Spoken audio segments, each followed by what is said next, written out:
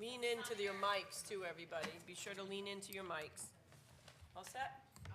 Okay, so I will call to order the May 14th Winchester Regular Board of Education meeting and Pledge of Allegiance. I pledge allegiance to the flag of the United States of America and to the republic for which it stands, one nation, under God, indivisible, with liberty and justice for all. Thank you, everyone. We'll start with roll call. Shane? Shane Centrella. Sandra Strubar. Nora Mukarski? Melanie Brady Shanley. Jeanette Broder. Renee Waldron. Allison Pierce. Okay, thank you. Item number 4, agenda review and possible action. I've got 3 changes to the agenda, and we need motions to do that. The first is to move up the solar presentation on page 2, item number 11, with Kevin, to move him up before the comments from the chair. So right after this agenda review, to get him started so that he can take care of business. Okay?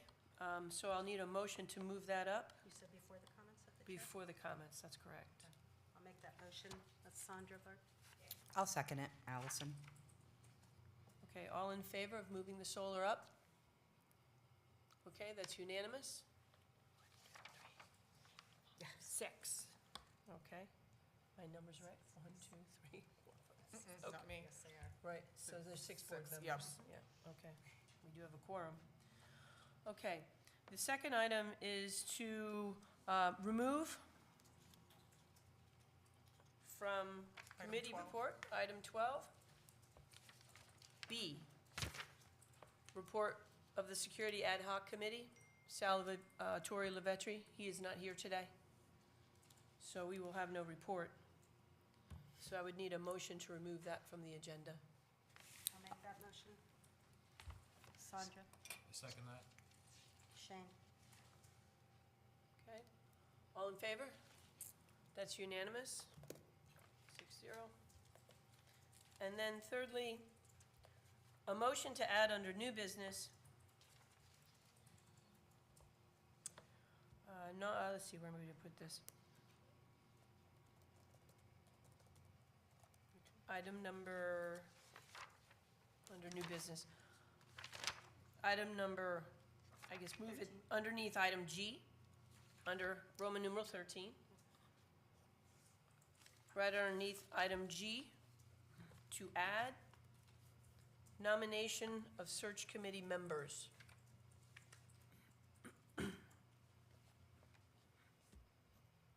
Nomination of search committee members, under item G of Roman numeral 13. Do I have a motion for that?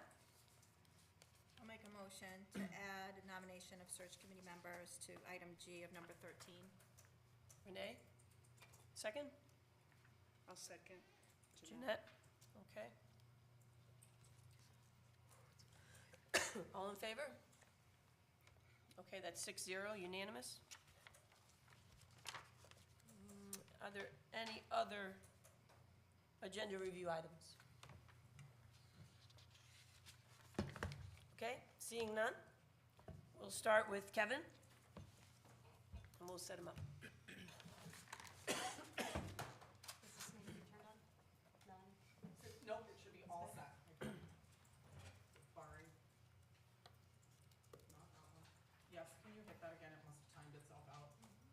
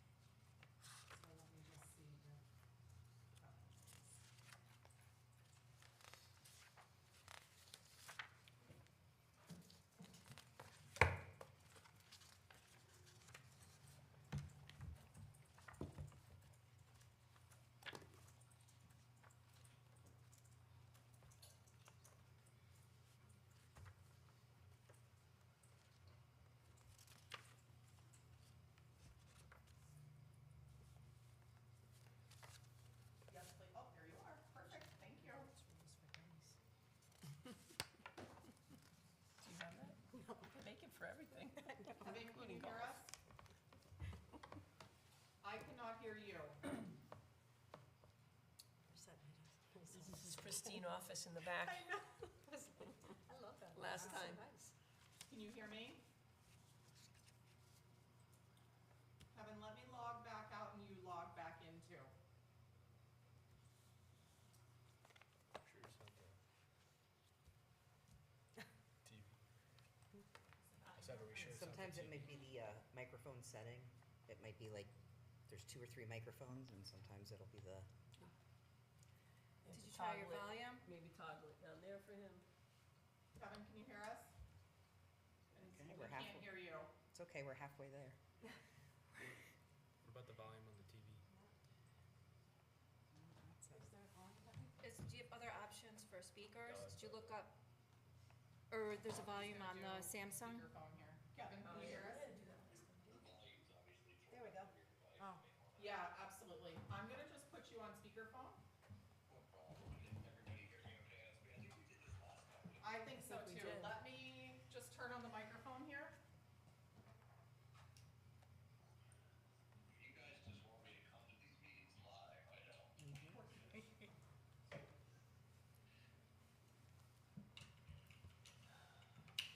Hold on, I'm putting in batteries upside down.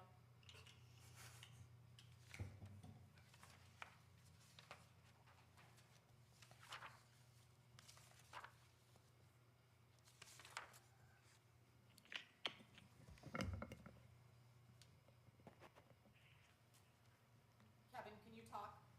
Yes, I can, I am here. We can hear him. Perfect, we can hear you. That's fantastic. Outstanding, thank you. Okay, Kevin, so for this evening, thank you, Kevin, one, for joining us.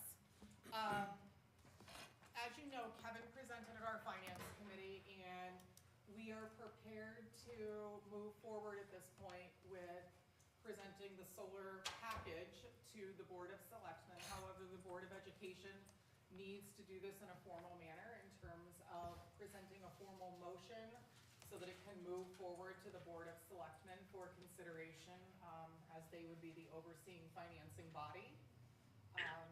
So Kevin, would you like to explain that further, please? Yes, would you like me to explain all of the projects and economics, or just the process from what we need to go forward here? I think a brief overview of both would be most appropriate.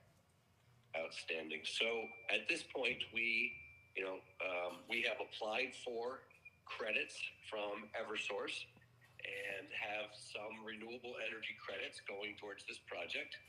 We have worked with a municipal lender. In this case, it is Bank of America, who offers a fantastic terms on municipal loans for things like police cars, ambulances, and sometimes energy efficiency projects. And they have put a term sheet together. We have looked at we have a quote for a new roof and 2 solar arrays on Hinsdale and Pearson schools. And so what we have aggregated is the cost of the 2 solar arrays, the cost of the roof, and we have a tentative approval with the municipal loan program for a term in such that the cost of these 3 items, 2 solar arrays and the roof, will be offset by the production of the solar arrays and the renewable credit from Eversource. And that's the sheet that we can pull up and I can speak to again, or you can pass around. At this point, we have everything in place that we need to proceed with securing that lending, which would be the town, because that's where the credit is with the school, and basically getting you a final contract to show you those terms. But in summary, you have saving revenue of approximately $100,000 a year, and you have a loan payment of just less than that. And then once that loan is paid off, 100% of the benefit goes to the town for the remaining usage on the solar life, which is about 35 years. So in summary, as I think back from when we started, I think we were able to first get the roof done much more economically than previously considered because of the solar, and then use the $100,000 a year that the solar offsets on the school's electricity to cover the cost of the solar arrays and the roof. That was our goal, as opposed to a simple PPA with the Green Bank, save some nominal amount of money. Basically, got the roof included, and then $1 million is really the number that is benefiting from these two systems over its 25-year warranted life. Kevin, I have the cash flow sheet available if you would like to go through that with them. I can present my screen. I can see, as long as everybody else can see it, I have one in front of me. All right, I still have to present my screen. Okay. Because they had it in an email a few weeks ago, but I want to put it in front of them again. Excellent. So I will start on year one and basically walk you through, in concept how this works. Year one, the system produces 468,000 kWh. That's the amount of production that the two systems on the two schools produce. The current utility offset rate, 16.5 cents, less than your total aggregate rate, by the way, but he questioned that last time, would generate savings to the school of $77,000. In addition, you already have an approved contract from Eversource for $11,000 a year for the Renewable Energy Credit Program. You have a payment, because you would be, in theory, financing the entire process of the project, so you don't need to come out of pocket, of $93,000, which leaves a small shortfall all the way over in cumulative line one of about $4,000. That happens again in year two. The shortfall goes down to $3,000, and then in year three, only $1,000 difference. By year four, this cash flow is 100% covers your cost of this loan. So for the aggregate amount of about $9,000 over 3 years, you're basically financing your roof and getting installed from the benefits of the solar production.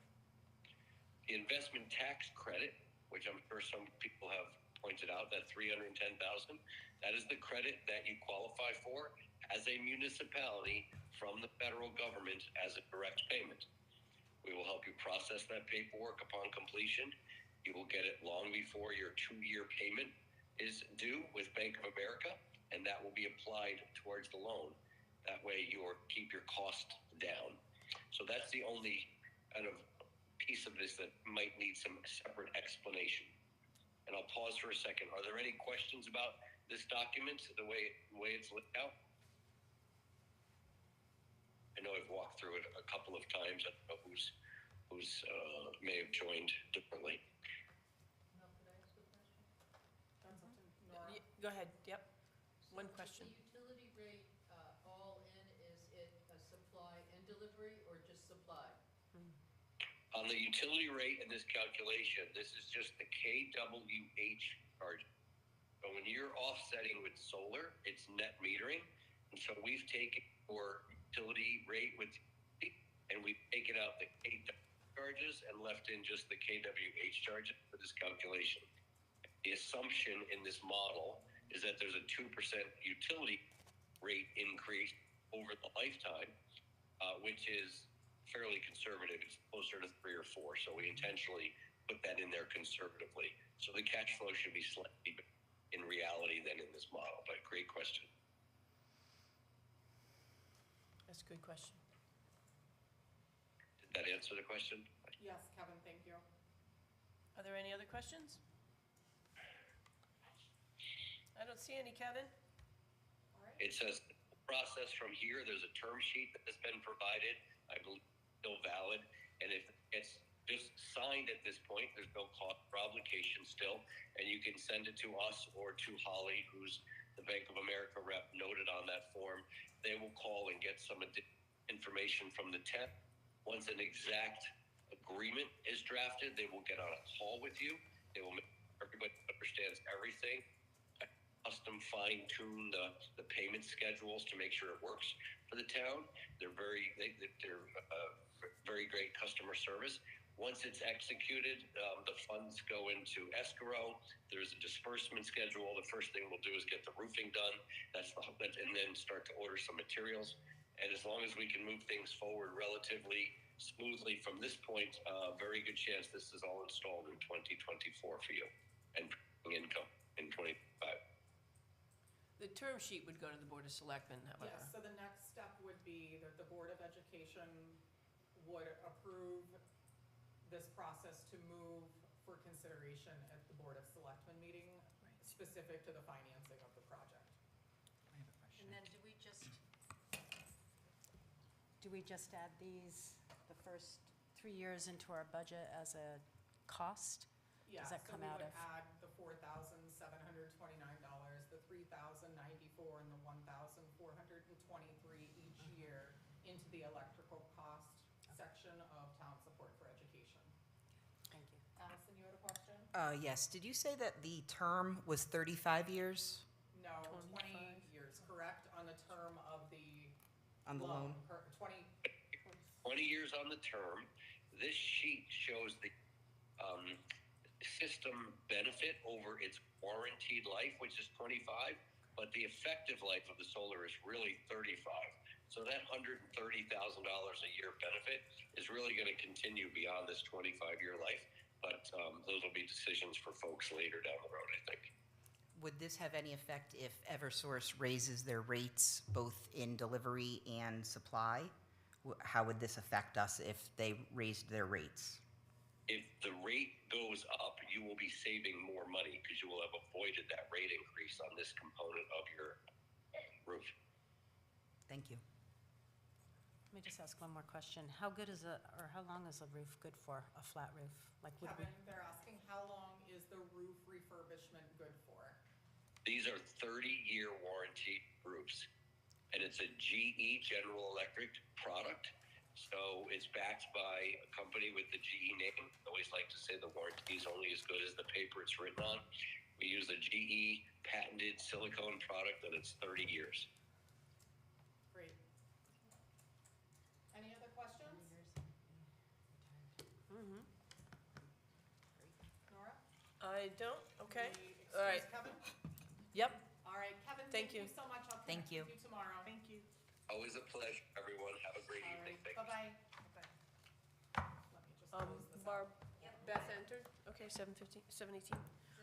Okay, so, at this point, we could take a motion to move this to the Board of Selectmen for consideration to finance, one, the roof on Pearson, and then 2 solar arrays on Pearson and Hinsdale. I'll make that motion. Okay. I'll Allison, second it. Jeanette, Janelle. Allison, Jeanette. Any further conversation or discussion? Okay, all in favor of moving this to the Board of Selectmen for their consideration, raise your hands aye. Okay, Do you want me to? if you're ready to go, Yeah. okay. That's 7-0. Okay, to move it to the Board of Selectmen. Thank you. All right, great. And thanks, Kevin. Okay. Item number 5, comments from the chair. First, I'd just like to say big kudos to those production members of the Finding Nemo. It was good to see Board of Ed members up there and out there in the evening, and it was a wonderful show. Lots of kids were involved. Very diverse group of kids doing a lot of different parts. It was a wonderful production. It was a great pick. The drone competition goes out tomorrow morning at 3:45 to Chattanooga, Tennessee. So that's up and early. So that's going to be great. I think it's going to be a terrific experience. And there's a cookout coming up in June, and Melanie's put a notice out to families to come out to that cookout, end-of-year annual cookout. Board of Ed members are welcome to attend. Just make sure you RSVP, because that will save your food and ice cream tickets. And congratulations to Melanie for being picked to be, what is it called for Pet Parade? Oh, the marshal. The marshal for the Pet Parade. Oh. Congratulations for that. I think that's a big So kudos. we will have 2 Pearson students that will be joining me, though, because I wasn't doing that by myself. So I'm taking 2 students with me. There's been a competition going on for the past week, and the students have good ticket awards. So if your teacher gives you a good ticket, then tomorrow you're entered into the raffle for becoming the co-marshals to the parade. That's fantastic. It'll be fun. And I just want to say again, happy Teacher Appreciation Week. It's something that is annually recognized, and I think it's critical that teachers know that they are well-respected and appreciated. And then finally, just as a reminder, there's a referendum scheduled for our budget June 1st, Saturday, 8 a.m. to 8 p.m. Okay, so it's just a reminder to go vote. And that's it. Thank you. Okay, public comment, item 6. Okay, at this time, according to our policy 1120, we welcome you to attend our business meeting. There are 2 opportunities set aside for comments from the public. We welcome and encourage public participation as a valued part of communicating input with the Winchester Board of Education. We appreciate your adherence to the following. Complete the requested information on the sign-on sheet. If you wish to speak, your name, your address, and your email. State your name and address when called on to speak. You'll be allotted 3 minutes to share your comments. Please be advised it's not the practice of the Board of Ed to engage in dialogue regarding the commentary. Superintendent of schools will be directed by the chairperson to prepare an appropriate response in a timely manner. Appreciate your time and your thoughtful commentary. Does anybody wish to speak? Does anybody wish to speak? Does anybody wish to speak? Seeing none? Okay, we'll move on. Item number 7, consent agenda items and discussion of possible action. I'll take a motion for the minutes of the Board of Ed meeting for April 9th. I'll make a motion for the Board of Ed meetings for April 9th. To accept, Renee? To accept. Do I have a second? I'll second. Okay, Beth? All in favor? Item A? Okay, that's unanimous, 7-0. Barb? Item B, I'll take a motion to accept the minutes of the special meeting from April 19th, 2024. I'll make a motion to accept the meeting from April 19th, special meeting, 2024. Renee? I'll second it. Jeanette? All in favor? That's 7-0. Item C, minutes of the special meeting, April 23rd, 2024. I'll take a motion to accept. I'll make a motion. Okay, Beth? No, Allison. Ah, geez, sorry, Allison. I know. Sorry. No Allison? worries. We have a second? I'll second. Renee? Okay. All right, any discussion? Okay. All in favor? Okay, that's 7-0, unanimous. Finally, a motion for the minutes of the committee meeting, April 23rd. I'll make a motion to accept the minutes of the committee meeting from April 23rd. Jeanette, have a second? I'll second. Okay. Sandra? All in favor? That's unanimous. Great, thank you. Okay, item 8, Gilbert School Report from the Board of Ed Representative. Representatives. Want to speak first? So, I think that's when the Gilbert Board approved the cut to their budget for $150,000 to go along with our $150,000 cut for the total of $300,000. So that went through, and I think they're just getting geared up for the end of the year and different kinds of award events and graduation, things like that, so. Yeah, I think the main point was just the budget, and just kind of coming to the agreement that it would be a shared responsibility, so that it was a half and half. So I thought that was good. Nora, you spoke there in public comment, but yeah, I think it was overall positive, and everyone was pretty much in agreement, so that was positive and good. That was great. And that was at the request of the Board of Selectmen that we look at and cut a $300,000. So we did before it went to the town meeting. And again, yep, it was partnership in taking the cut. Okay, To the ask, right? yep. All right, any other question, or any other comments? Okay, item 9, Superintendent's Report. Thank you. So under instruction, I am pleased to report that tonight we will share with you our chronic absenteeism results. So far this year, our teams have been working really, really hard at getting in contact with families, calling them, home visits, parent meetings, and student meetings to encourage them to be able to come to school also. So we've got great results after that. All students in pre-K to grade 6 went to the Gilbert School to watch the Pearson Players Drama Club perform Finding Nemo, and they had an amazing time. Pearson held their annual SBAC kickoff event, and this included the ice cream truck and a big picnic lunch. They had a great time. Students in grades 3 to 6 are currently taking our SBAC examinations. 4 students were recognized by the Litchfield County Superintendent's Association for their outstanding leadership and commitment to education. Parents were in attendance at our drone meeting. We had a PDAC committee meeting, which is Professional Development and Evaluation Committee, met to finalize our teacher evaluation support booklet, which you have a copy of for this evening. 4 students are preparing to attend the National Drone Competition in Chattanooga, Tennessee. I want to acknowledge Ms. Manzer and Ms. St. Hilaire for countless hours of work preparing these students over the course of the past month and also preparing their families. Teresa Payton has played a huge role in this, helping to prepare all the financing, the reservations, the plane tickets. So our team has just gone above and beyond to make sure that these students have a great opportunity coming up in the next couple days. Just a note that May 8th ended our legislative session. Thank goodness for that. It's been a long season.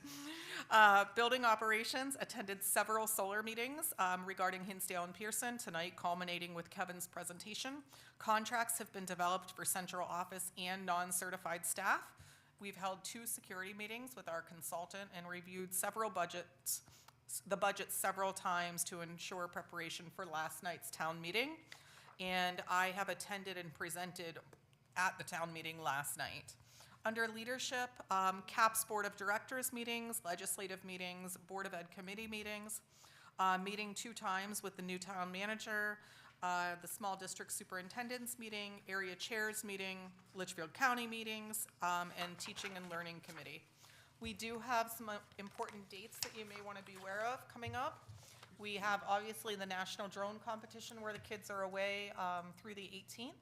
On May 21st, we have a Board of Ed training with Shipman and Goodwin from 6 to 9 p.m. in the Pearson Library.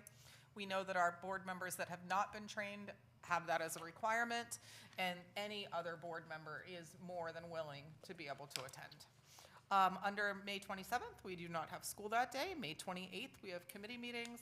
Field Day at Hinsdale is on June 3rd. The barbecue is on June 4th. June 5th, we have Field Day at Pearson, and on June 6th, we have our music and art show at Pearson School. So we have a busy time coming up. Hard to believe it's the end of the year. Yes, it is. I just put it up, 22 more days of school left at the end of the day today. I just have a quick question. Yes. For the contracts, do we approve the contracts? Or So- is that something that you just do privately with the staff? So it depends on who the staff member is. So tonight in executive session, you have 3 contracts to be able to consider for approval. When it comes to teachers, paras, non-certified staff, those are all approved at my office without board representation. Okay, thank you. Mel, are you going to go over the, Yes. okay. 'cause I had a Yes. question about that. So the next report that I have is our staff vacancy report and student registration report. So for the month of April, we are not filling the interventionist position because of budgetary constraints, and we do have 1 paraprofessional opening at this point. Under Hinsdale, we have had 2 new registrations coming into the district, and at Pearson, we have 7 new students coming to the district, and we have not had any withdrawals during this time period. So we have some new friends that are joining us. Under enrollment right now, we are sitting at 605 students. And sometimes you're going to see a discrepancy between the previous report and this report. It's each of them are pooled on different days of the month, so depending upon when students enter, when students exit, will depend on if they're on this particular chart or not. Under chronic absenteeism, I am happy to report that our average daily attendance is up again. So for the month of April, we had 95.3% average daily attendance, which puts us right now at a year-to-date average daily total of about 94.5%, which is strong. When it comes to chronic absenteeism for the month of April, we finally saw the month of April slide down, so we cut it nearly in half in some areas. So we're sitting at the month of April right around 15.3%, which puts us as an overall year-to-date total at 11.87%. And stemming from last year, we were sitting between 22 and 23% at the end of the school year. So this is a dramatic improvement. Our kids and our parents and our staff are working miracles right now, getting kids to be in school consistently. It's Sandra, lower- you said you had a question. I do, I want to understand the math a little bit better. Sure. So we have a good, 95% of students attending is great. I don't what is, if it's 15% for chronic, So that is 15% for the month of April. So chronic absenteeism is done by month, meaning students who missed 2 or more days of school, depending upon, I'm just using, if there were 20 school days. So it's days of and there's not 20 school days in April because of April break. So so it's not 15% of population, it's 15% of, days that you were enrolled, that you were present. So I wasn't it's mapping. based on membership days. So if we had a student who only was in attendance, enrolled for 2 days, and they were there for 2 days, their percent is 100. But if that student missed one of the 2 days, their percent would be 50%. So it's the percent based on days of enrollment. what would be a great number to hit So the state, besides 0? pre-COVID, the state average was about 10%, okay? And we, pre-COVID, were anywhere between, we had, 5 and 7 was where we kind of lived. And we could potentially right now get under 10% based upon projecting forward if we stay on the trend that we are on right now. So I'm hopeful that, we can break into single digits here very soon. That would be great. Thanks. Gilbert School is reporting 425 Winchester students. You can see the grade level breakdown on the next page. And would you like me to go into budget? Yes, thank you. Okay. Under town appropriation, right now, we are projecting a year-end balance of $4,723. We know town support for education will not have anything in it. Capital funding, there still is $10,000 in the capital fund. Non-lapsing fund, also, we will not expect to have anything there. Grants, we are still holding steady at around $581,000 left over. So it looks like for next year, we could potentially have just shy of $600,000 available there. Would that go into the 2%? No, so the only thing that could potentially go into the 2% non-lapsing would be the $4,723 or whatever ends up in that not to exceed 2%. There is pending legislation right now, which is going to be super helpful for boards of education, that will allow you to automatically roll that into a non-lapsing fund without the approval of the Board of Selectmen or your Board of Finance.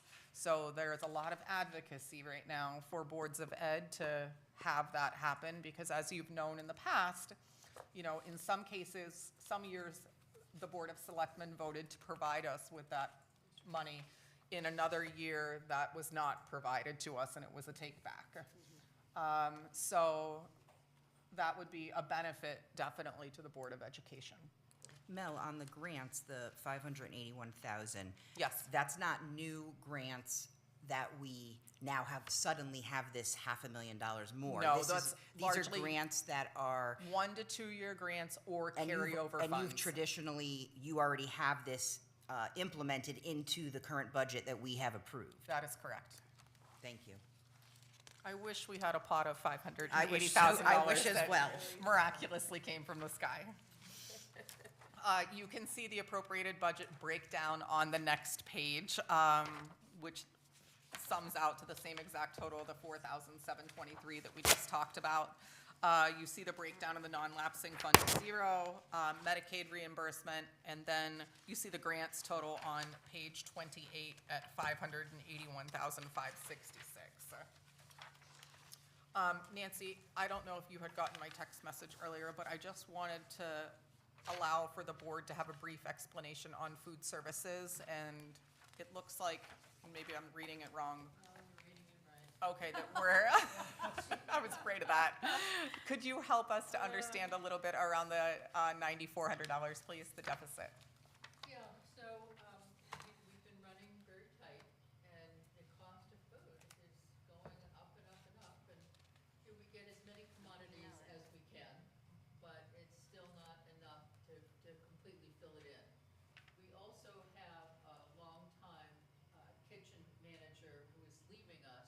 She's retiring this year. And we have hired someone, and we need to bring him in for a few days of overlap. So that was an extra cost of $700+ for the 5 days he'll be with us, which I think will be worth his weight in gold. But and also some of the monies have not materialized that we expected. If you look at the page with the graph on it, you'll see that our volumes are not as robust in all cases as they were last year. And that has hurt us, particularly in March and April. So it's just a little bit less in March and more noticeably so in April. Nancy, do you think that that's from students maybe arriving late and missing breakfast and things like that, or? No, I think sometimes what happens is kids just get tired of school lunch. And, they end up bringing stuff from home. Yeah. Yeah, because it is the lunches that the kiddos are having. It's not what's coming from the staff or anything, to buy lunches. So less volume means Less what? volume means Translate less that. money on the revenue side, which is. Because we get reimbursed from the federal food service budget. So the more meals, breakfast and lunch that we provide, we get X amount of dollars for each meal that is provided to a child free of cost. Yeah, you get a percentage reimbursed, right? Like a certain percent of each It's a child. given amount. It's a given So- amount, yeah. It's like. So like it might be, I'm just, Something for lunch, and I can't remember breakfast off the top of my head. Now, do we have a contract with Ed Advance? They're our food service vendor, through the NSLP contract through the state? No, It's a private contract. because it's a RESC, it does not go through the state. Because a lot of the state contracts, there's guarantees that if the food service vendor does not create a revenue stream, that they then are indebted to pay the districts. Right. Yeah, so we don't do that. No, when we have gone out to bid, oftentimes no one has been interested in bidding, or they come in with the most exorbitant prices. We can't afford it. I mean, we're getting a real bargain from Ed Advance. It's the lineup says management services, $54,000 a year. And that is not much in comparison to the other vendors. and just for historical perspective, this is the first time I think I've seen a negative balance. In the 9 In- years I've been here, it's I was gonna say, I don't remember the last time I've seen one, so. I don't either. I hope that over the course of the next few weeks here of school, that maybe we can bring back some of that funding there. It will improve, we're hoping. Yeah. Thank you. There Yes. was other grant money that we were expecting, but it has not materialized yet, coming from the supply chain assistance grant, because that helped keep us in the black last year. Yeah, it's the first time. Thank you. Okay. Update on the boiler, item G. Yes, so I put together a pretty robust plan of what has been done leading up to the boiler, because I want you to have documentation beyond June 30th and a process of what was put in place for Nancy and the next person to take on. So what you see in front of you is, obviously, we met as a finance committee on the 26th to be able to talk about the boiler. The boiler heard us and died literally the next morning. I, on the 27th, notified the Board of Ed that it was listening closely. During the week of March 27th, I notified the town manager. At that point, it was Bob Geiger, of the situation and the need for the Board of Selectmen to become aware of the financials. During the finance meeting on the 23rd, I informed the Board of Ed that the approximate cost of replacing the boiler, based upon a previous cost sheet, was about $680,000, according to one vendor. The BOE directed the superintendent to create an RFP to ensure a competitive bid process. Myself, our maintenance person, Dave Cruden, met with Selectman Bill Pozo, who has a vast understanding of large HVAC systems, to review the boiler. Dave Cruden and Bill Pozo then defined specifications for inclusion into the RFP. I prepared the RFP with the specifications and submitted it to Nancy O'Day-Wyrick for review. On the 24th of April, I met with Town Manager Paul Harrington to discuss the support needed regarding the Port Pearson boiler. On the 29th, the RFP was shared with the Board of Ed. On the 30th, I met again with Paul Harrington and updated him on the RFP process and the next steps. On May 1st, the RFP was posted.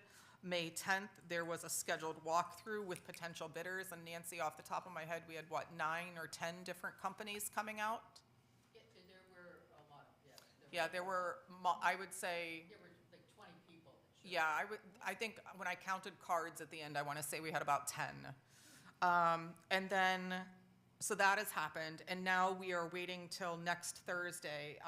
It was supposed to be Friday, but because there was a piece that people had some questions about, we extended the bid process out a few days for them to be able to get some additional information. So next Thursday at 10 a.m., the bids will be opened, and then following that, we will probably need to schedule a special meeting with the Board of Ed. We can do that virtually if you wish, to finalize a selected bidder and forward that to the Board of Selectmen for consideration. There would be a motion to then forward. Okay. I saw that spec sheet that they created and had a lot of oodles of words that I didn't get. Me I either. thought that was really helpful, I think. What if a vendor comes in and they've given us the estimate and something they would say, could they say that we need this extra widget because it's just not on your spec sheet? Yes, absolutely. And Nancy's Okay. been in communication with vendors on a daily basis, and that has happened. You know, that actually was what triggered us to extend it, because some of them were asking a question that we did not address. So we extended beyond the time frame, and it is always in their best interest as bidders to be able to say, like, you know, when we did the walkthrough, we noticed X, Y, Z, and we suggest this to rectify the issue. So that is part of the process. He also said that they had to have stamped drawings by an engineer. So that's a requirement for the grant we hope to get. And that also helps with the specifications. Yes. Any other questions on the boiler update? Right. Okay, thank you. Thanks, Melanie. And the idea of completion would be September 30th, before the freeze. Okay. Sometime before that happens, yes. Okay. But it will be critically important, whoever fills this seat on June 30th, that they know this ball is rolling and they have to stay on this ball, because this cannot be dropped. They keep the timeline. Yes. Okay. Thank you, Melanie. Sure, Mel. All right, item 10, correspondence to the board, letters of resignation. I have my letter of resignation for the board to consider. And I also have a letter of resignation for Melanie Tierdo, who was a substitute teacher at the Pearson School. I would have to say that we certainly accept this with much regret, Melanie. You've been a firecracker for us for 7 years. You've turned our district away from receivership into a well-functioning, well-oiled, in the black, regaining the confidence of the community, which was our number one goal coming out of receivership, pulling our plans, the IEPs into compliance, which is why we went into receivership. So I would have to say that you are definitely a turnaround agent. And as they say, our loss is their gain. I'm very upset at them. But we take this with heavy heart, and we accept with heavy heart. Thank you so much. They have goats there, Nora. I know. That was the draw. Sure, we could have gotten goats. They would have done the lawn. How about chickens? Sheep. It would have done the lawn. We got enough room, right? We'd save money. They do the lawn. Okay. All right. They've written that in the contract now. Yeah. Okay. So now we're going to move on to item 12, committee reports, report of the progress of the superintendent's ad hoc search committee. This is Sandra. Okay, so I sent everyone 2 packets, right? We're gonna have to make some decisions. Electronically? Yes, I sent that Excuse me. last week. And so we have, there's several decisions that we have. The first decision that we do need to make, and we'll go on this into, to talk about the various, is to, we have to decide upon an interim, whether we're going to get on board an interim head of school. That needs to happen by the end of June. So in your packet, there were quite a few resumes sent from CAPS. And so you should have all of those to review, and we can look at those when we go into session. There was also a CABE packet regarding the search committee, as well as NESDEC, which is New England School Development Council. Theirs is much briefer. And so that is kind of the second thing, but our main goal right now is we need to make a decision about the interim. Whether, who we're gonna put, not who we're gonna put in place, but we need to vote that we are going to put in place an interim. I would think that one of the things we want to do is be able to vote for an interim by June 11th, which is our board, your last board meeting. Yep. So we would move everything quicker to get that interim in there, but the question is do we want one? And I would think the answer is yes. We can't have a CEO without, as of July 1, we always have to have a CEO in place. And also, I believe the state requires it. Yeah. Yeah. So we would have to post it, we would have to do interviews, we'd have to offer a contract, and then this board would have to vote on that contract, I I think. don't know that we need to necessarily post it.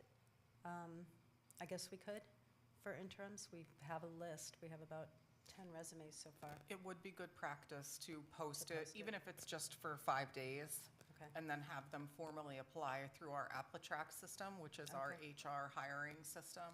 You know, there may be potential people that we don't know that Melanie's leaving, it may pop up on their feed, so Okay. perhaps it would be a good idea. So is that something Darlene would do? Yeah, I Yes. can coordinate that. Okay, perfect. Thank you. And then I would imagine you'd want to, by June 11, have somebody in mind to appoint.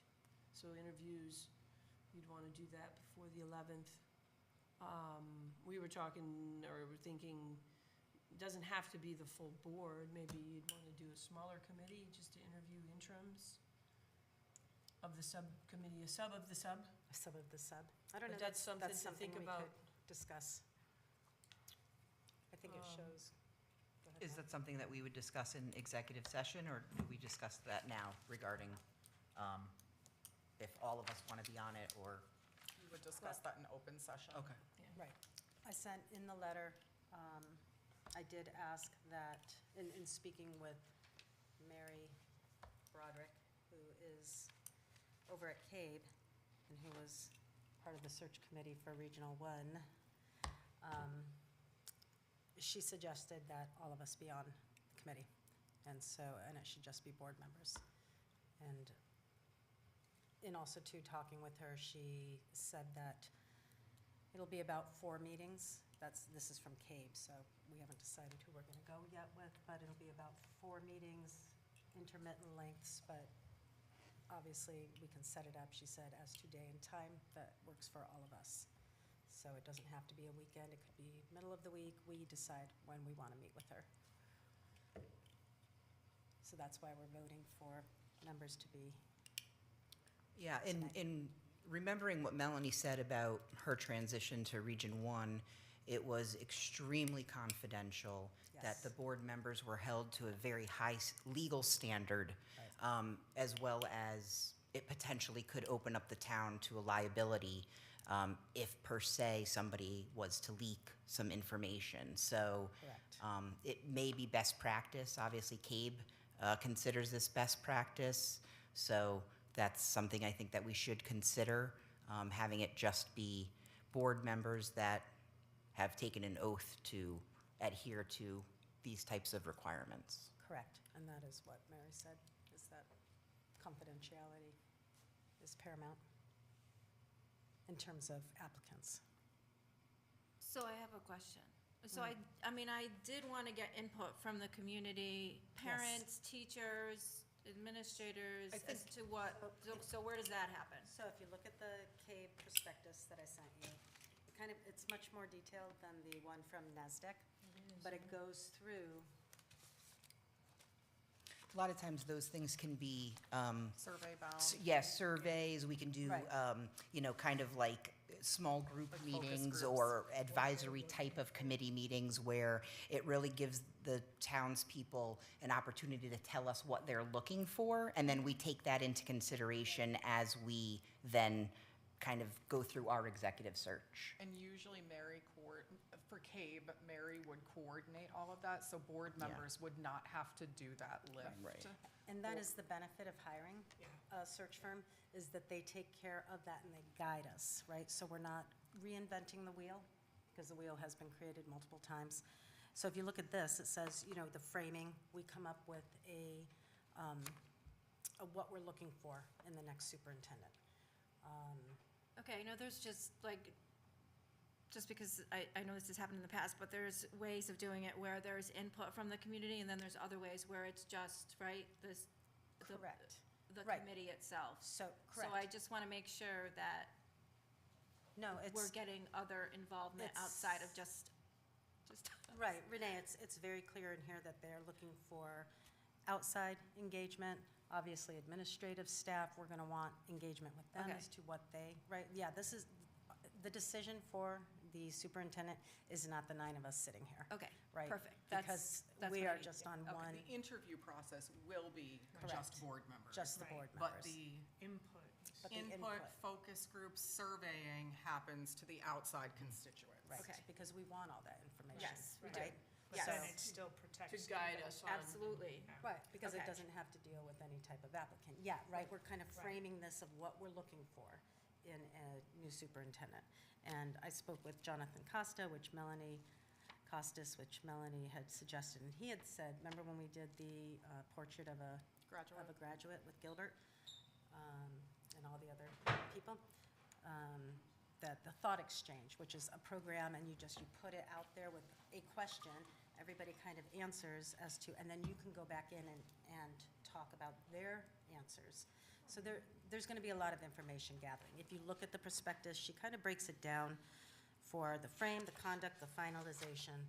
And, I mean, in this prospectus, it has it starting mid-May and ending by late July. I don't know that we'll be that quick, but maybe we will. In which case, then, do we need an interim? So, or we'll need an interim, but only for a short time. So all of those things are what we're gonna be talking about. Okay, and I don't know if it's for your executive session, but I also, just, in terms of getting a superintendent for late July, you just said? I'm saying Probably? that the prospectus that Cape sent Yeah. said that it could be done in that period of time, from mid-May to late July. For an interim, not for the. For an interim? No, for the full, For a for the full full aggressive search. timeline. So- It is an aggressive timeline. So mid-May, the second meeting would be mid-June, the third meeting would be late June. we interview finalists, semifinalists in early July, and we make our decision by late July from the last pool of applicants. I don't want to Sorry, rush behind. anything, but is it possible to get that done sooner? I'm just like, because I'm just worried about that July 1 kind of date and the fact that like people are going to be looking, like, I don't know if it's going to affect our Our pool pool. of, No, think it, if it really people know. shouldn't, and like, you have to remember also, all the teachers are gone pretty much, right? So it's the central office staff that will be there, it's the administrative staff, our principals, our secretaries, things like that.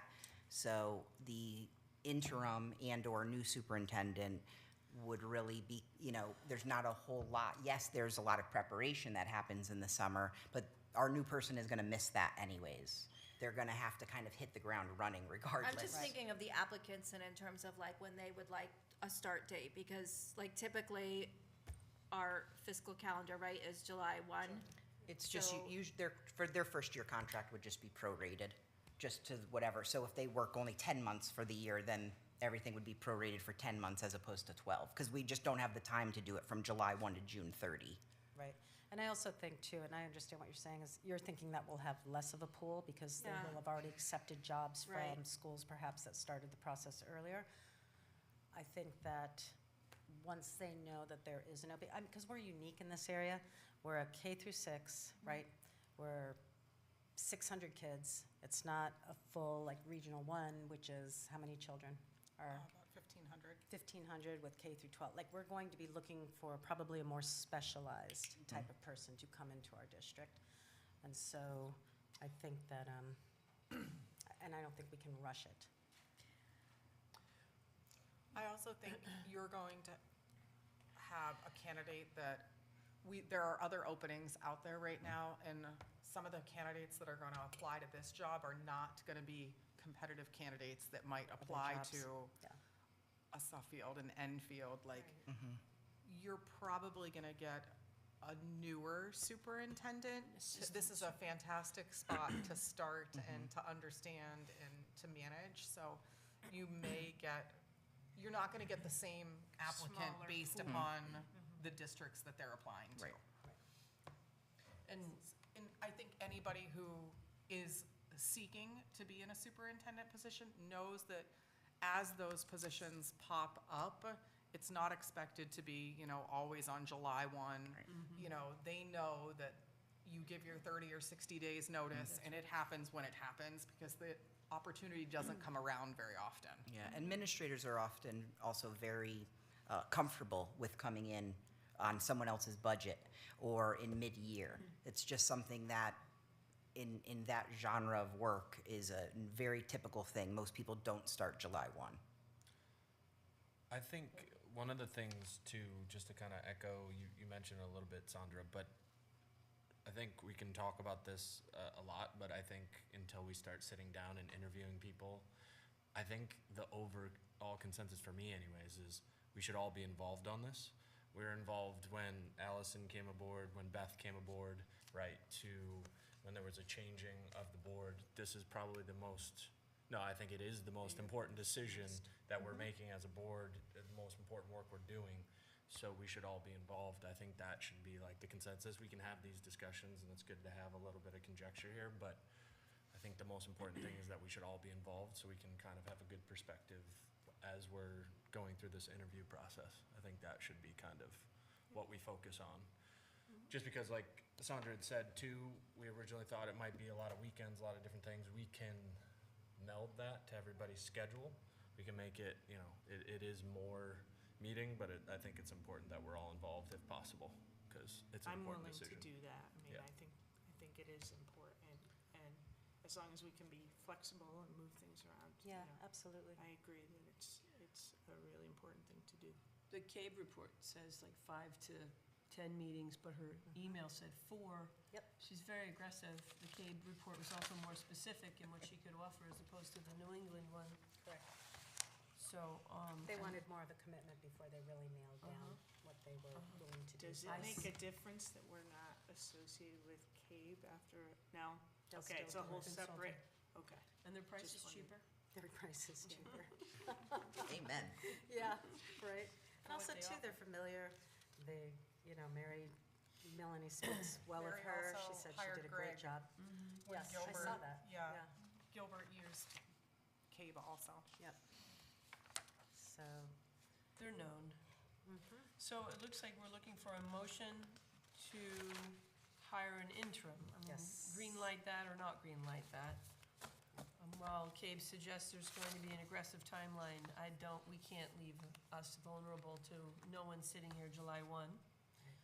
So I think that's an important, and then the person's coming in would need to be onboarded anyway. So I think at this point, we should take a motion to decide whether we want to hire an interim.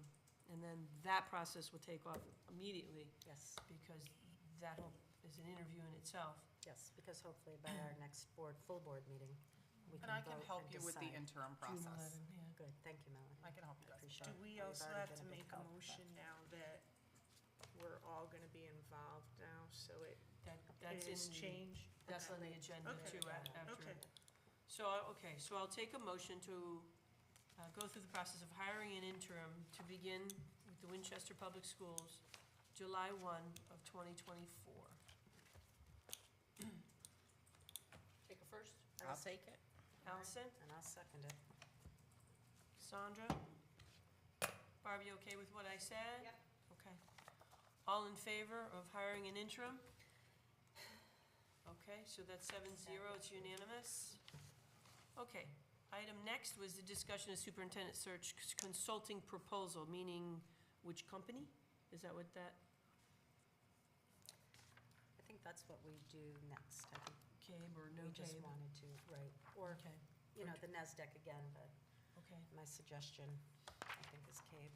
I think we need to move fast on that, decide tonight. I Did agree everybody with have a Kate chance to about- read the packets and the proposals? Yeah, and I agree with Kate. Yeah, yeah.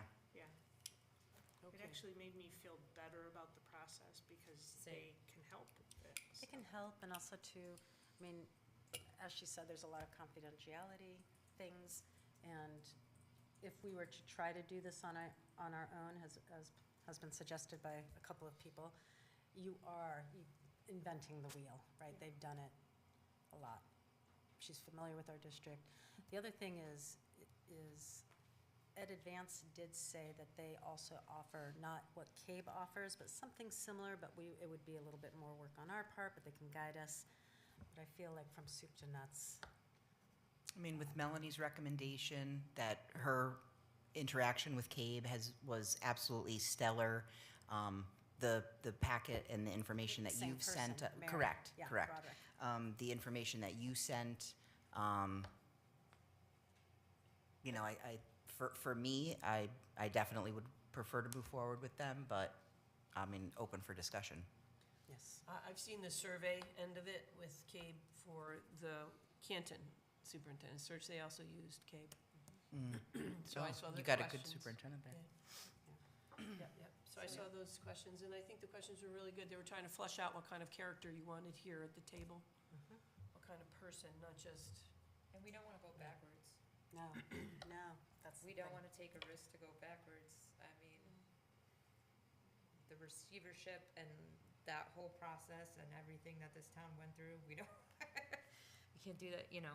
we can't take a chance. No. We need to So- keep forward momentum. I'll take a motion then to hire CABE to lead the superintendent search. I will make that motion. Sandra? I'll second it. Beth? Any further discussion? May I ask a question of, I guess it would be Nancy? The monies that we would use would go into the 24, 25. Can we use our fund that we received? I know we keep calling it the 660, which is no longer 660. Yes, it's getting much smaller. It is getting much smaller. Thank God it's there, but yes. Is that Why- would be a wise use of that money? Could be, yes. Okay, good. They also say, they estimated 11,000. I think I the was proposal just also going to talked about say. how costs can go up or down Right. marginally, depending upon what's necessary. Well, part of it was, right, for advertising, but also too, they were talking about, it could go up with out-of-state candidates, but would imagine that we set the parameters of what we're looking for, so no Okay. flights and hotels. Did we take that vote? We have first and second, we have a Gotcha. motion on the floor. Any other further discussion? Discussion. Okay, seeing none, all in favor of using CABE? That's 7-0, Barb? All right. I'll let Mary know. Okay. Thank you Tomorrow. for your work on that. Yep. Yeah, you're Yes. welcome. It's a learning curve. It's been interesting, though. It's a lot of work.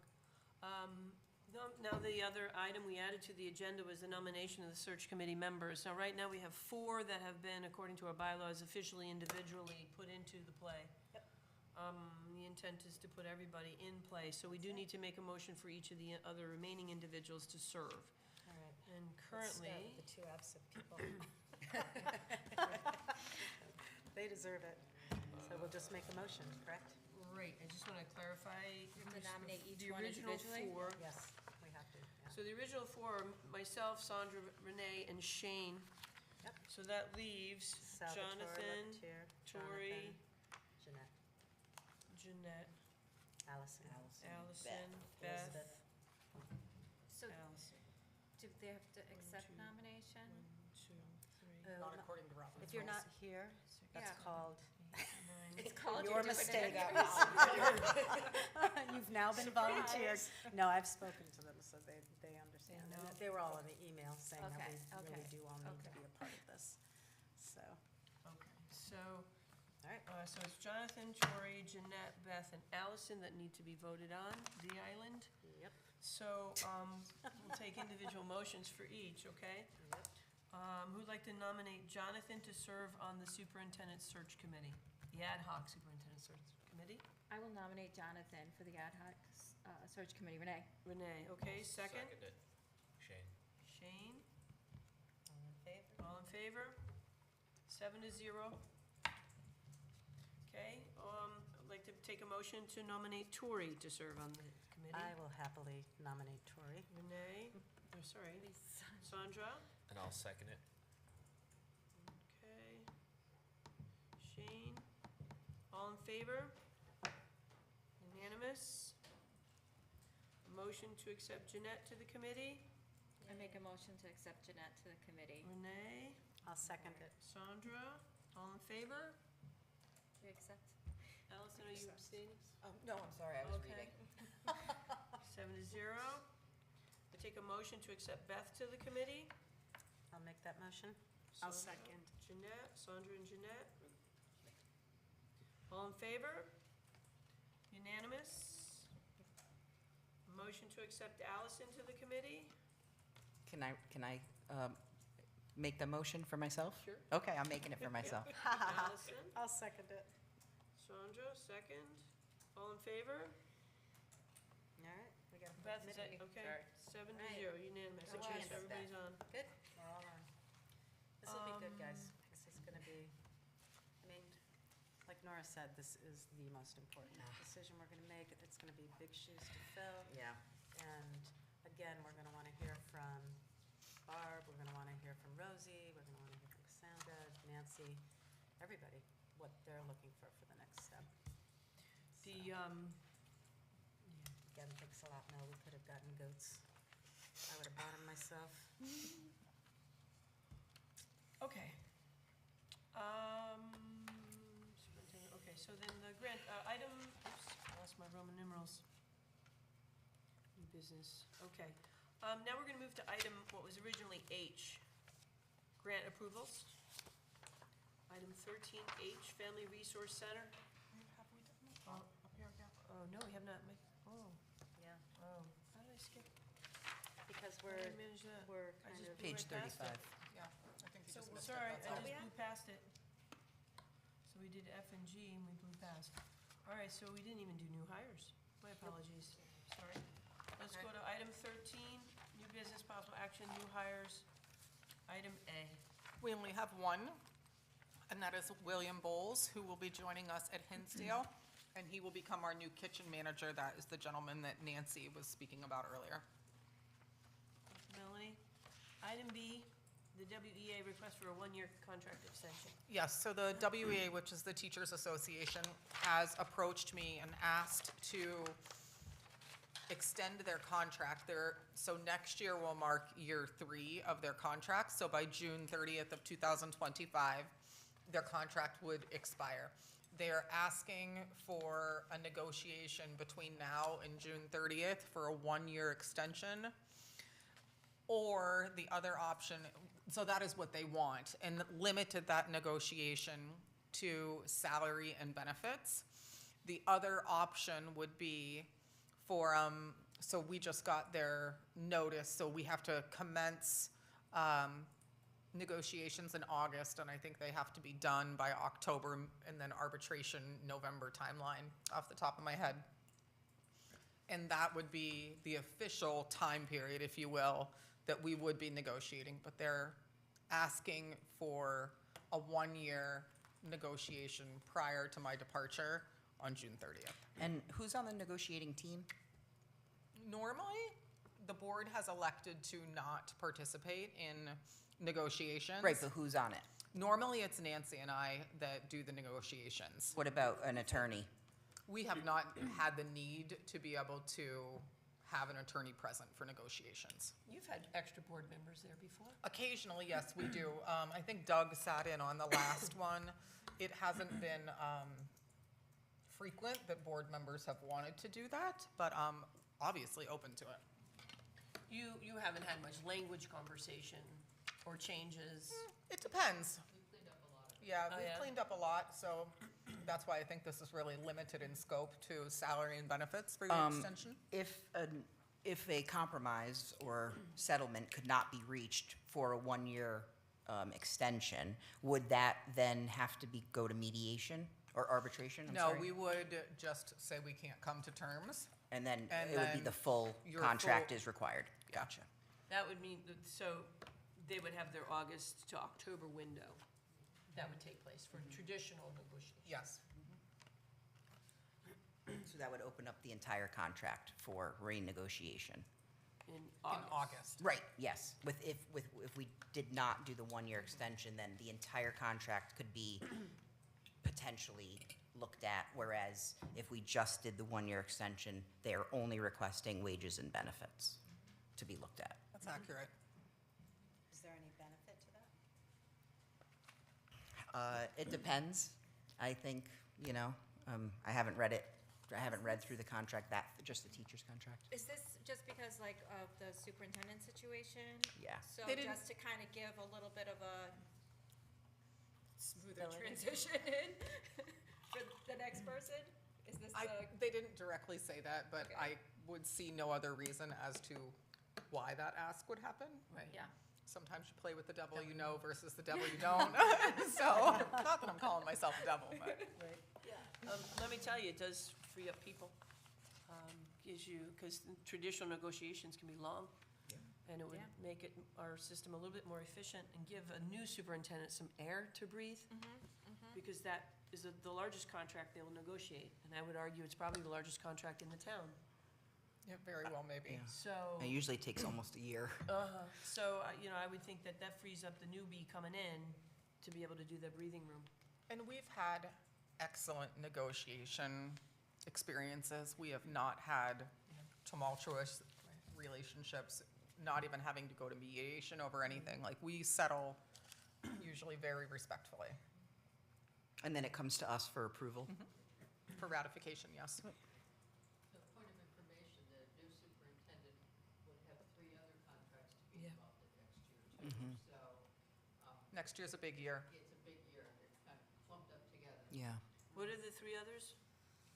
I can't Okay. think off the top of my head. All right. Food service, para, who knows? Teachers. It's not para. It's definitely not para. Okay. Taking notes. Administrators. Custodial. No, It's Custodial. custodial para and secretaries. I think, Yeah, We just did para.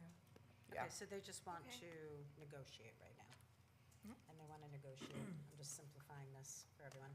They do want to negotiate before you leave. Those are not my words, but But it makes sense. before June could. 30th, though. Right. You could get it Yes. done before And you go. When is it, I'm sorry, I missed it because I'm trying to keep up. When is the usual negotiation happen? Our opening date, according to law, would be August, and then you would need to be finalized by October to avoid mediation, and then arbitration, I think, is set for November. Thank you. And by the way, if you go to mediation and arbitration, you share the costs and the lawyer's fees. Very and the expensive. Arbiter's fees, which is And usually, thousands. it doesn't always bode well, Right. right? That sometimes they split the baby, Right. and it's worse than what we have intended. Yeah. Okay. Okay, So are we making, Yep. taking action on this? item B, we can make a motion, entertain a motion to Enter enter negotiations with negotiations with the the WEA Winchester Education Association for a 1-year, a one-year contract extension, limited in scope to wages and benefits.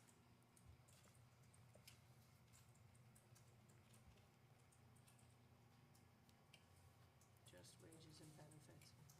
Okay? Take a motion. I'll make that motion. Allison, I'll second. Renee? Renee, any further discussion? Okay, all in favor? That's 7-0. May I ask, are there any board members that would like to participate in that process? Actually, I would like to just observe. Possibly. 'cause I've Allison. never seen that. Possibly. Allison's good, you know numbers. Yeah. This is So numbers. Sandra I and know. Allison, okay. Wrestle it out of you. Do you want to give the speech that he gave? I think he has it written down. All right, I'll invite you once we If we secure do some it in, dates. yeah, May and June is okay, yeah. Okay.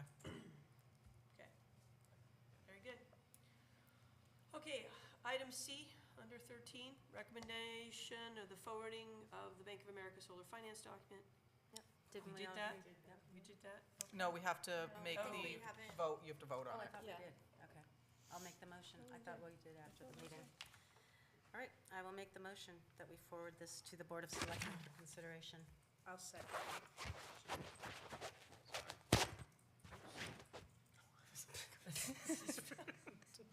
Okay. Oh, I see. Because he was still on the cost. Okay. Yeah, I have it down here. We have a But that's motion, okay, we we're have a under new second. business and we can do it again. All right, yay. Jeanette seconded. Yeah, Yes. Jeanette had just come in. So I'm sorry, the first was Sandra, Second was Jeanette. Jeanette. All in favor? Okay, that's 7-0. Thank you. Okay. Item D? Yep. Directing you to formally notify the Board of Selectmen regarding the boilers. Item, I'll make a motion. D. Yep, I'll make a motion to have the superintendent formally notify BOS regarding the Pearson boilers. Also, just a reminder that this has to get done regardless, and we're gonna talk about it in a little bit, but the HVAC grant, if we were awarded it, we would get a good amount of that money back. So again, it's gotta be done regardless, but hopefully we will be able to get authorized through the state for the reimbursement. okay, second, I'll second that. Shane? All in favor? Okay, 7-0 Thank you. for the boilers. Okay, item E, PDEC plan. Yes, so in front of you, you have a colorful document, and it says PDAC on it, Winchester Professional Educator Review of Practice. I'm gonna turn this over to Barb in just a few minutes because she created some talking points, but we engaged and hired, so legislatively, the PDAC team, Professional Development and Evaluation Committee, every so often recommends that teacher and administrator evaluations are updated in the system. And this was the year that was the case. So we engaged Ed Advance to be able to lead us in this work. Ed Advance had made a model that many of the schools within Litchfield County are currently utilizing for teacher evaluation. That model can be tailored to your individual district needs, which is what they helped us to be able to do. And we've put together a very robust product, and a product that I feel we're really proud of, to be able to evaluate. So Barb, if you want to come up to the microphone and just kind of make a brief presentation of our process. Oh, yeah, please. Probably. I had to hold it in for a second till the light came on. I'm just impressed we have a microphone. It's not held in behind locked doors.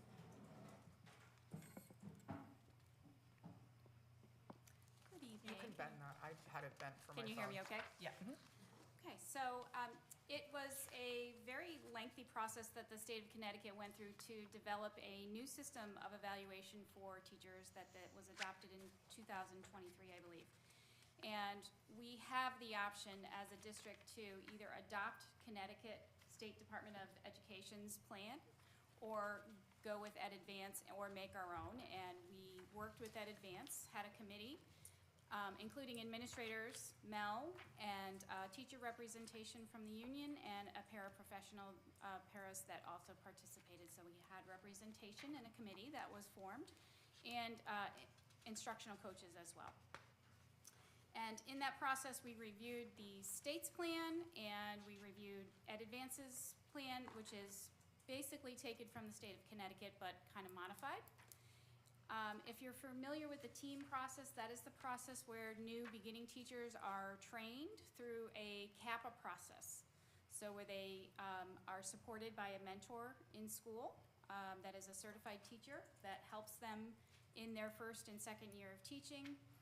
And they go through a process of collecting, setting a goal, collecting information, collecting data, analyzing the data, looking for student progress, and refining their practice through the mentorship of a certified teacher. So the state of Connecticut liked that model, and they're looking for more of a growth model. Right now, teacher evaluation involves a rating, a 1 through 4 rating when you go in and you're using the Connecticut's rubrics for teacher evaluation.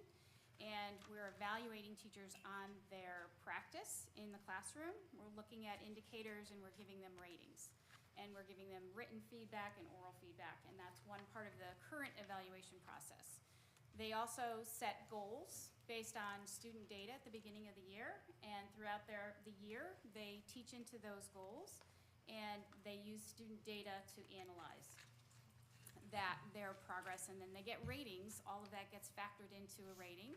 We also have a whole school indicator where the kids are surveyed, and every teacher has part of that evaluation is part of based on student survey, and we also have parent participation as part of their holistic evaluation. The state wanted to see more of a growth model where it's not just accountability. They feel that it would be more effective to have teachers growing and analyzing and improving their practice to improve student achievement, and that's based on research that suggests that feedback given to them in the moment in their own professional development and tying that into the professional development of what we're working on as a district is going to move the needle better than just accountability and ratings. So they took the team process and they modified that. So where a new beginning teacher would need to do 3 8-week cycles through a 2-year process, what they did was they took 1 cycle. And so what we'll be doing is we adopted EdAdvance. As a committee, we voted to go with EdAdvance's model, and each teacher will go through an 8-week, what they call CAPA process, like a team process, only shorter. So they will have 3 meetings per year. They'll have an 8-week cycle. They'll meet with their evaluator, set some goals, and then do research. It's going to be tied into the professional development. So for this year, for example, as a district, we're working on our new ELA curriculum, and our teachers will receive professional development in that area. So they're going to we're hoping that they would choose to tie their goal into the professional development, gather data, work on specific goals, and we'll still be doing observations of them and giving them feedback.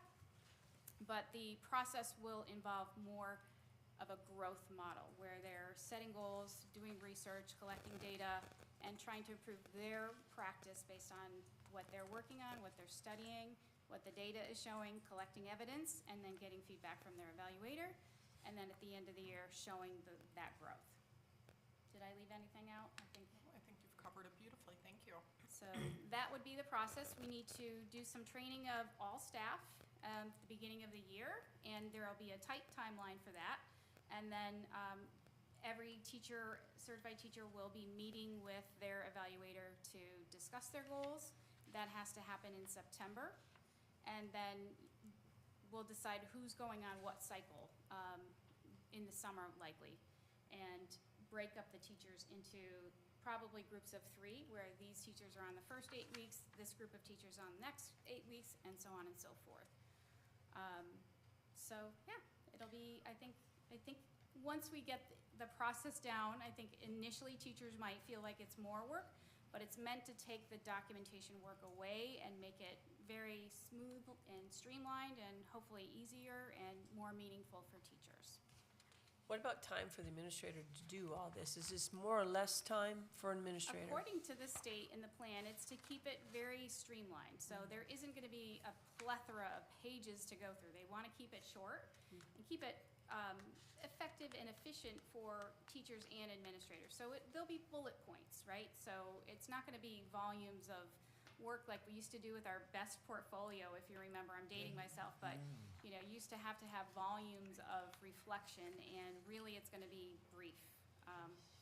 But the process is more along the lines of conversation, sitting down with your teacher as your evaluator and saying, this is what I noticed, what are you working on, what would you like me to observe, and having more conversation about what you see and what you recommend, and them trying it, so on and so forth. So it's a growth model for evaluators and teachers.